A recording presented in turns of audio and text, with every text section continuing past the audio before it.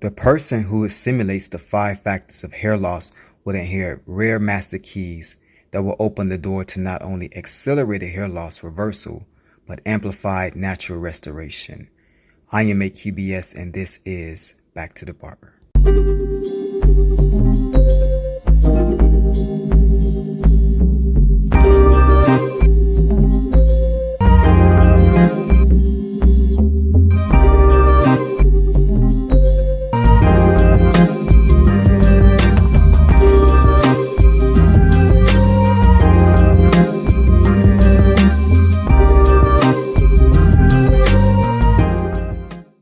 We all have witnessed Prince William go from having a head full of hair to now being the epitome of the Norwood 7 pattern seemingly in just a few years. If you are unaware of what Norwood 7 is, it's pretty much having no hair at the top of the head with even the sides receding. He, like I, had severe and accelerated hair loss that takes an average of 40 years to attain if started in the mid-teens. But for him, it took 10 years for almost the entire gallia of 33,000 hair follicles to succumb to the telogen comatose state. For you bro scientists out there, the gallia fiber sheath is the connector of the frontal muscles and the rear occiput muscles.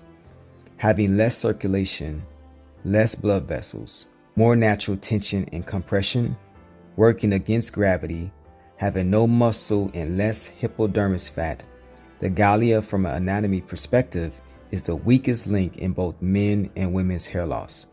If the gallia's anatomy was similar to the size of the scalp, hair loss will be extremely rare for men and almost non-existent for women, despite DHT and inflammation. Over the years, I've heard several theories regarding why nothing was done to stop his hair loss. I mean, it is a legitimate concern, and I'm pretty sure millions of men around the world thought if the royal prince can't fix his hair loss, then there is no hope for me. I guess the same could be said about Jeff Bezos, right? A billionaire with hair loss and a random dude on YouTube calling himself AQBS claiming you can fix your hair loss with plant juice and sticking pins in your head. Seems legit. My response is, trust me, bro. So, I see why I'm called a fraud or grifter or delusional by some commentators. I don't take it personal. Look at the evidence stacked against my claims. Now, as far as William, it was rumored that hair loss surgery is not traditional, nor is it royal-like behavior for cosmetic surgery, especially for men. I also heard that because of the severity of his hair loss, that he couldn't possibly get a hair transplant and it may be too late for him. I don't believe that, because I've seen several Norwood 7s get a transplant in Turkey and post about it. Lastly, and I won't get into that too much, but others speculate that hidden health conditions may have caused his rapid hair loss. Regardless of his reasoning, health or habit, personal or traditional, there are 5 factors that accelerated and amplified his hair loss in this short time. We will address all of them in this video. Stay tuned and don't royally screw yourself by ignoring any of them. Before we deal with the 5 factors, let's start with mentioning the obvious, the trigger. It is the root cause of hair loss. I think it is fundamentally the most important aspect of hair loss restoration. I would be remiss to not mention that you should start first with thinking about the trigger or root cause, because the trigger is what creates the great infinite unbroken cycle or circle of hair loss. Without the trigger in androgenic alopecia, there is no hair loss. There is no immune response. There is no inflammation and infection or irritation. There is no vasodilation, circulation issues, and lastly, there is no hormonal and or mechanical physical changes. The trigger is hair loss. Everything else is a side effect.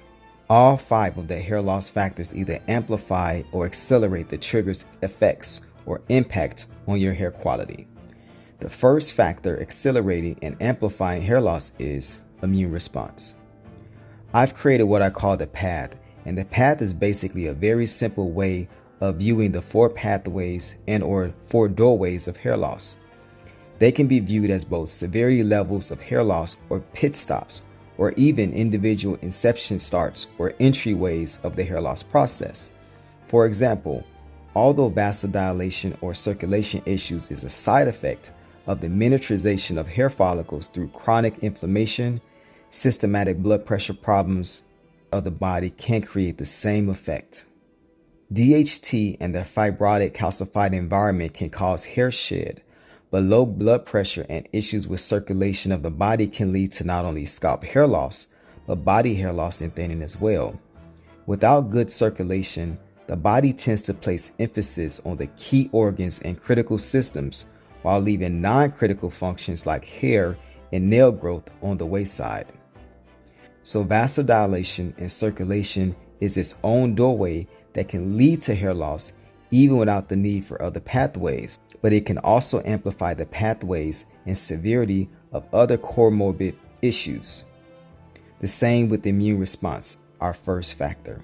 The immune response is the body screaming that there is a problem, but the immune response pathway is also the symptoms or the side effects that you experience. It is both the cause, inflammation, and the effects, acne, redness, tender. They are the visual cues or issues that you experience and feel due to this pathogen, protein, or condition of the scalp, as well as the hidden trigger. Let's use a brush with poison ivy as an example. You somehow brush up against it. You then feel the sting or itch. Maybe you experience the common rash symptoms. You proceed to wipe off the contact residue of poison ivy with soap and water. Then you will use some sort of anti-inflammatory cream and perhaps other antihistamine topicals and hope for the best. This analogy is almost identical to the hair loss pathway of immune response. The trigger being contact with poison ivy, the side effects being itching and rash. The cause and the effect both need to be suppressed or eliminated before things are back to baseline. So when it comes to hair loss, gluten causes acne, causes the overproduction of sebum. Gluten may cause the inflammation of follicles. In the scalp, you may also feel tingling, itching, or tenderness as the gluten causes gut issues that are similar to leaky gut but with a twist. The natural scalp biome may be overrun by alien bacteria or pathogens escaping the gut due to intestinal inflammation that leads to holes in the barrier walls. In order to fix the immune response of gluten, you would have to stop consuming it, cleanse the body, and at the same exact time, deal with the damage it's caused. The gut injury holes will take quite a while to heal, thus why it takes such a long time to halt and especially reverse hair loss. Perhaps this is why Prince William believes his hair loss is irreversible. Immune response accelerates hair loss because inflammation, although meant as a cure, unfortunately causes the hair follicles to abort terminal hairs. And it causes follicles to leave the anagen state faster, to stay in the telogen state longer or indefinitely. The more terminal hairs that are aborted, the less growth hormones pass between the follicles and the snowballing effect becomes worse. Hair loss is also amplified by acne and growth inhibiting hormones such as cortisol. Even excess oil production is a hair loss amplifier. The immune response accelerates the other pathways such as the mechanical physical changes that occur in the scalp when inflammation is chronic and acute. The most powerful co-conspirator of hair fall, besides the trigger, is dermal inflammation by the way of the immune response pathway, as it amplifies all others such as the second factor. The second factor that causes accelerated hair loss or amplifies hair loss is hormonal imbalance. We hear so much about DHT and the problematic androgens, but never why they are present or off balance in the first place. Now, the problem with the DHT or the androgens is, just like the trigger causes this whole hair loss cycle to start, they are the main cause of the start of the semi-permanent quarantine or the seemingly dead state of the hair follicle. The androgen DHT is what truly quarantines the scalp. You can think of the trigger as the crime committed. You can think of the immune response as the actual criminal, but it's really not. And you can think of DHT and the androgens as the security forces that are attempting to both corner the criminals and rescue the hostages, the follicles. Unfortunately, like in war, there are civilian casualties. Many of your follicles are suppressed and starved as the body does not discriminate, targeting any inflammation or to separate the follicles from the apparent hostile takeover by said pathogen or conditions. Therefore, hormonal imbalance is a huge amplifier or accelerator of hair loss because it causes several issues with the scalp on its own. The overproduction or conversion of DHT is what causes your omega balanced scalp to transition to an alpha prostate driven one. Prostate dominated scalps are bald scalps. This is why prostate inhibiting medicines such as finasteride and dutasteride are high on the list when it comes to hair loss. DHT is a semi-steroid that seems to rip the scalp, strip it, or flatten it. Have you ever noticed that most professional bodybuilders who compete have little body fat and are bald? It is no secret that most of them take some sort of enhancements or steroids. DHT seems to have that same attribute, dissolving the subcutaneous fat of the scalp or targeting anything estrogenic in nature. If you follow my videos, you will realize that the subcutaneous fat, in my humble opinion, is the nutrition reservoir of the feminine follicles. When it is depleted or non-existent, the hair follicles miniaturize due to nutrition deficiency. This hormonal imbalance happens as the infection, inflammation, and irritation increases in the scalp. The body uses DHT as a super soldier and or special forces in order to shut down that particular problem. This is similar to how doctors shoot steroids into the muscles of athletes with tension and or inflammation, and the steroids seemingly target inflammation. DHT is automatically attracted to the inflammation of the follicles, and its first task is to suppress the flame at any cost.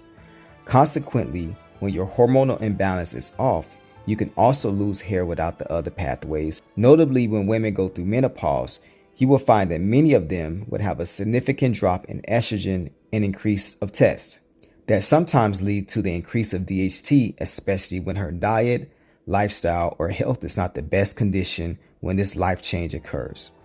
Symptoms of this shift are the growth of hair in areas that used to be villous, such as chin or breasts, and the thinning of hair on the scalp in a diffuse manner. Many also experience frontal fibrosing as well. See, frontal fibrosing is not relegated to women's pattern hair loss. As for men, they simply call it hairline receding. This too happened to Prince William. Keep in mind that other lesser known hormones come into play, such as cortisol and other minor hormones that inhibit growth factors are produced as inflammation, infection, and irritation begins to accelerate. DHT seems to be the hormone that causes the telogen state, whereas testosterone seems to be the hormone that causes the activation of the anagen state. Perhaps we've been looking at this wrong. Perhaps DHT is the purposeful telogen state bringer of the hair follicles, the sleep causer. The opposite of test, which is the bringer of anagen, the wake starter. Maybe DHT belongs in the scalp, but in low volume to bring on the telogen state of those few follicles that have exhausted their growth and are at the end of their growth cycle. But when the condition of the scalp is prostate dominated or in a terrible inflamed condition, then DHT begins to overreact in the scalp, shutting down every follicle that it can, as the immune system of the body has marked all of them as needing healing or rest and should be absolved of producing hair until conditions subside. Spoiler alert, as long as the trigger is present, it never subsides. Thus, the preoccupation with inhibiting DHT through lab-based solutions such as finasteride, and rightfully so. This is the secret to why automatic regrowth of hair in restored follicles is relatively unknown by the masses. Last but certainly not least, hormonal imbalance is a huge amplifier and accelerator of hair loss, also because of the apparent converting of soft tissue to hardened tissue by DHT. If you develop fibrosis and calcification in any area of the body, that skin will be uninhabitable to any hair growing follicles. Just that alone makes the hormonal imbalance a strong contender in what you need to avoid to halt hair loss and begin its restoration. The third factor that causes accelerating hair loss or amplifies hair loss is vasodilation and circulation. There are people who have systematic circulation issues in the body that eventually develop hair loss. They do not have an overabundance of androgens. They do not have a problem with any gut triggers. They can have a perfect diet. They can have no issues with bacterial or pathogenic infestations, they can live a stress-free and peaceful life. However, when you have a circulation problem or blood flow problem, or take supplements or meds that causes the suppression of blood pressure, you may encounter hair loss. You would even notice that people that are diabetic or people with digestive issues say they can't break down foods, become nutrition deficient. Hair loss is normally a side effect of that as well, and it had absolutely nothing to do with androgenic alopecia. This is why one of my core beliefs is that androgenic alopecia is non-existent. It seems to be what we call the final stages of hair loss. As far as hair loss is concerned, the vasodilation circulation problem is more or less microfollicular circulation issues or scalp cardiovascular deterioration. If you think of the dermapapilla as a straw extracting the nutrients, vitamins, and oxygen from the surrounding environment, especially the subcutaneous fat within the hypodermis area, then if that straw is constricted or becomes narrower due to inflammation, its extraction process becomes defunct. When you have a cold and your bronchial tubes are inflamed, you may have a hard time breathing. If your throat is swollen, you may have a hard time swallowing. This is the same exact way that the dermapapilla or mouth of the follicle has a hard time because they are literally inflamed. But it does not stop there. Those already hard to reach resources are also being hardened or stripped away by DHT, which means that they are a lot clunkier, thicker, and harder to pull through that straw. Does that make sense? Have you ever attempted to drink a thick milkshake through a straw and decided to wait until it melts a bit? This is exactly what you're doing as you clear fibrosis and calcification, both amplified by the vasodilation and circulation pathway. So even without other pathways such as hormonal imbalance or the immune response, having a vasodilation circulation issue, either systematic or localized in the scalp, which is almost impossible, amplifies and accelerates your hair loss significantly. This brings to mind minoxidil and how it was used as a blood pressure medicine that supposedly also keeps the arteries loose and open. That human ingenuity product should give you a clue on considering what herbs can cause vasodilation and circulation increase. Cinnamon, check. Rosemary, check. Stinging nettle, check. How about anything that causes the opening of pores like menthol? Check. Is this why Altoids come up occasionally in bro science? Or how about the Vicks Vapor Rub used topically? So when we mention therapeutics such as massaging, cupping, when we mention devices such as dermostamping, when we mention tools such as the microcurrent and red light helmets, all focusing on increasing blood flow or reversing inactivity, these protocols are scientifically based, not just bro science. Trust me, bro. The vasodilation circulation pathway, if ignored and discounted, will be a huge factor in your accelerated hair loss, and it will amplify both external and internal issues, all leading to more hair in the sink. Besides, even increasing exercise or especially cardiovascular activities have been known to create thick, lush, healthy hair in both men and women, as long as the stress level of the body does not tip into chronic or is overdone without rest.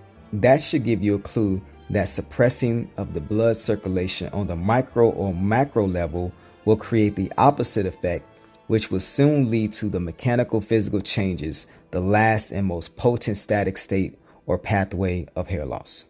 The fourth factor in accelerating hair loss or amplifying hair loss is the mechanical physical changes of the scalp. Besides immune response, the second pathway that is most ignored by the industry or even hair loss sufferers is the mechanical physical deterioration of the scalp environment. Ironically, the appearance change of the scalp is said to be caused by hair loss, when in actuality, the scalp changes are what amplifies and accelerates hair fall, thinning, and balding. See, a bald, shiny head seems to be the side effect of hair loss, when in actuality, it is more or less the cause. Instead of viewing the mechanical physical changes as strictly side effects of hair loss, they are strong pathways too. As a matter of fact, every other pathway can be reversed relatively easy, while the mechanical physical changes are the most time consuming. Even the trigger can be eliminated before even getting close to healing the injured skin of the scalp. This is why stem cell treatments are my personal favorite in hair loss. If I wasn't natty, it would be my first and probably only non-natural treatment.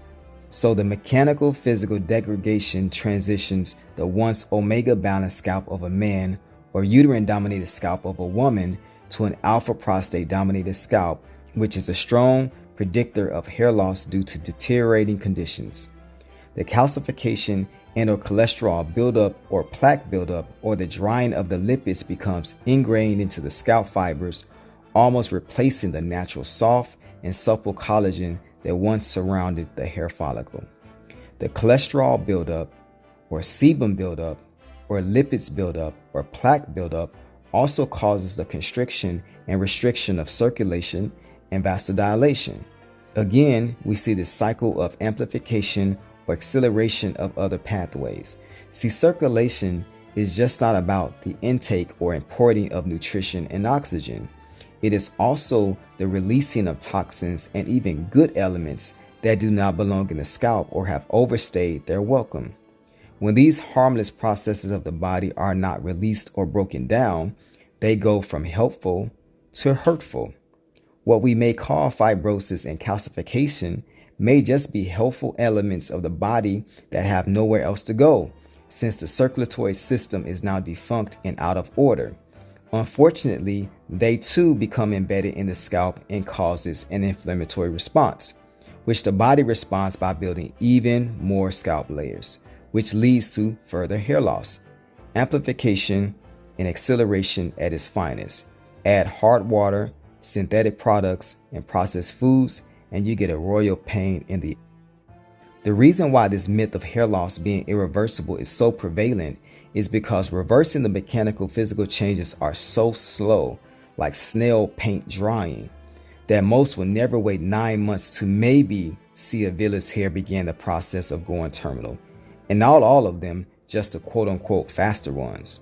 Most will never wait to see if derma rolling twice a week while applying topicals twice a day for an entire 18 months will in turn begin to turn the ship around.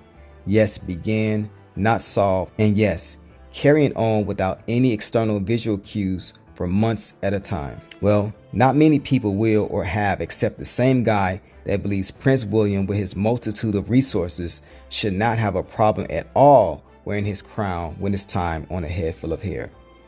But that would have been much easier, faster, and less complex if he respected this last accelerator or amplifier of hair loss. The fifth and final factor in accelerating hair loss or amplifying hair loss is Father Time. They say Mother Nature is the cause of hair loss. I disagree, but I can't say that Father Time is not the promoter. Time is not on your side when it comes to hair loss because it is the true amplifier of every pathway. Yes, all pathways amplify each other and accelerate hair loss, but time will guarantee that eventually healthy feminine follicles will one day become infertile. Time and aging is one of the same, but it seems that harsh scalp conditions can bring about accelerated follicular aging, like stress can bring about accelerated facial aging. The biggest enemy is not Mother Nature, but Father Time. It is a great equalizer, and eventually all things deteriorate on its watch. On that note, the very topicals and eternals that you use will be defeated by time. And time can only be defeated by the closing and locking of each doorway while forever evicting the true root cause, which is the trigger. Honestly, in time, hair loss seems to either get worse or static, and that's with consistent therapeutics. See, I can almost hear the transplant word being whispered amongst a few of you or finasteride. If you have read between the lines, time is always sabotaging your efforts to keep your hair. And understand, the longer that you allow the conditions to fester, the longer that it takes to reverse them. If I would have caught my hair loss at stage 2, I would have already had a head full of hair at this time and probably undetectable. The 5 factors accelerating and amplifying hair loss are the 4 pathways of hair loss plus Father Time. In your restoration journey and how they interrelate and feed into each other's severity while amplifying the trigger's cyclical impact. Do not be fazed by the myths and superstitions of the hair loss sphere, nor guided by those who are wealthy in money but may not have the drive or desire to reverse their own. A failure of hair loss restoration of a high-profile individual, even a prince, does not mean that your hair loss reversal journey is futile. Age, race, gender, Religion aside, it doesn't matter because all of us who suffer with it are looking for the same exact thing, relief, if not anything else. Tell me what stood out to you about this video or any thoughts that you have in the comment section. We only have each other, and remember, if I can do it, you all can do it too. Let's get you back to the barber.